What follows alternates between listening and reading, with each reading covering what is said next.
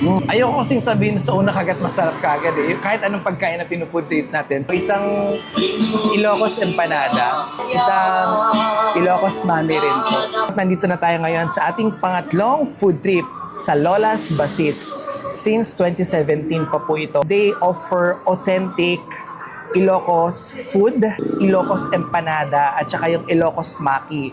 Kasi I've never been to Ilocos, kaya ngayon excited na akong matikman ito. Ang una ko napansin sa kanya is yung kanyang cozy place dito where you can dine in, you can take out, you can order online din po. Nakita ko rin sa kanya yung mga prices po nila ay very affordable. Sa way ng pagluluto niya ay finry po siya kasi yung other way is yung binibake po.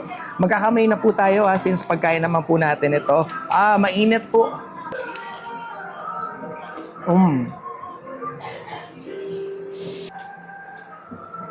Crunchy yung outer layer niya.